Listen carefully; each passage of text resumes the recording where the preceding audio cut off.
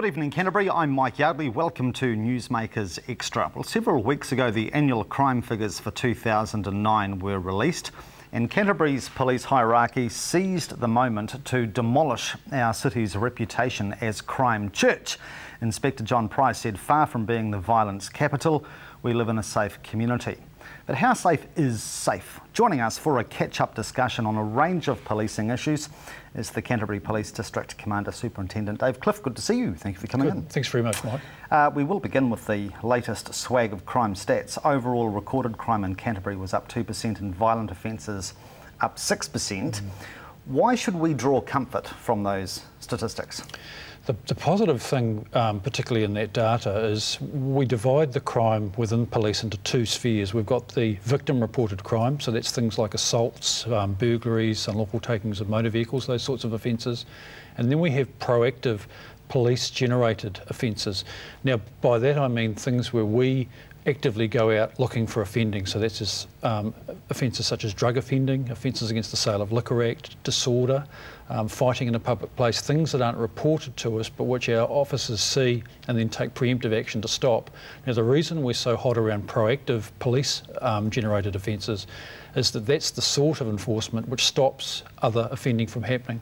So, for example, breaches of the liquor ban, the idea behind that is to stop people early in the evening before they go on to become intoxicated and then commit offences such as assaults or become victims of crime or road trauma.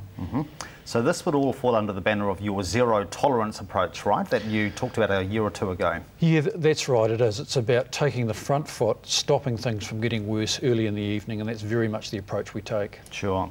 Canterbury continues to track well below the national average when it comes to overall crime and violent crime in particular. Why do you think the national media, and a good example would be the Listener, dump on this region so hysterically? I think there's no one reason. I think there's a raft of them. One is I don't think it's well appreciated that Christchurch is so big. For example, many people in the North Island seem to think it's about the same size as Hamilton, when they've got about 120,000 people, and in Christchurch we have about 3 times that number. Across the Canterbury district we've got a population of about 570,000, so it's a big place. We have been the largest police district, and just through sheer weight of numbers we have more raw offences occurring. That's part of it. The second part of it is, for whatever reason, we have had some unusual crimes here, particularly what we class as a whodunit. It's an offence where there is no obvious offender initially, and we seek the help of the public in identifying who that offender could be, providing information to us. So where we go out and actively seek publicity, we go to the media and we ask people to help us. Offences of that kind gather more publicity, and we do have our fair share of those locally. So I think if you put those two things together, unfortunately this reputation's developed, but as you said, the data doesn't support it. By world standards, I wonder if an argument can be made that New Zealand is not actually as safe as we like to think. And what I'm referring to is, a couple of weeks ago, and you probably came across this, the New Zealand Institute, they produced some data that indicated only Mexico, Hungary, Finland and the US have a higher violent killing rate than New Zealand. Does that make us an inherently violent country? It's really difficult to compare some of that international data, and I'll take one area I do know about is when you record our fatality rate for road crashes, it depends on whether or not it's counted as fatality in the jurisdiction where it occurred. And I'll give you one example. In Vietnam, which is a country I've done some work in, it's only counted as a road fatality if the person dies in the crash. If they die in an ambulance on the way to the hospital or at the hospital, it doesn't count. Now, it's the same with some jurisdictions where, because they are in a state of disarray or almost a situation of anarchy, we are very, very good at recording. We're scrupulous about it, in fact. Other jurisdictions are not necessarily, so we have very good data here. So under-reporting in other places can skew things and make things look worse than they actually are. Another issue is that we tend to have a very high proportion of offences recorded by police because people actually have trust and confidence in us and they come forward with that information. Other places they don't, and therefore things can look artificially lower. Right.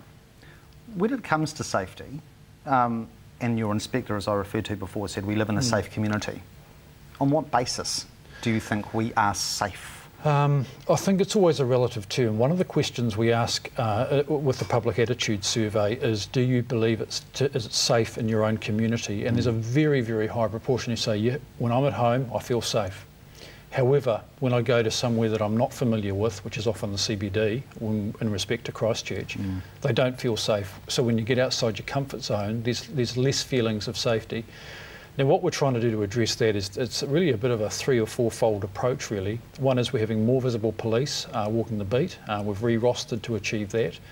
We now have the Maori Wardens project, which is running. We have more wardens who are out there being seen, and we have the city safety officers. Coupled with that, the Christchurch City Council have invested about $1 million in closed circuit television. Now, the whole thrust of this is to try and get more people in positions of authority being seen, settling things down and keeping things safe. So we really want to change that perception. Are those cameras being religiously monitored at night?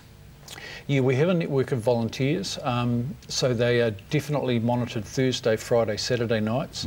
They are generally not being actively monitored in terms of someone being there at other times. Sometimes they are and sometimes they're not, but they're always recording.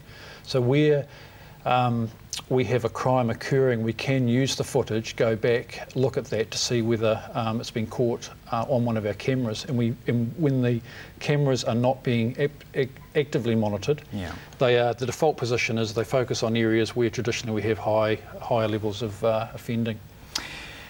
Do you consider it safe for someone in Christchurch to walk home from town at night? Is that a safe form of behaviour? Look, I think the simple answer to that is it depends on when and where.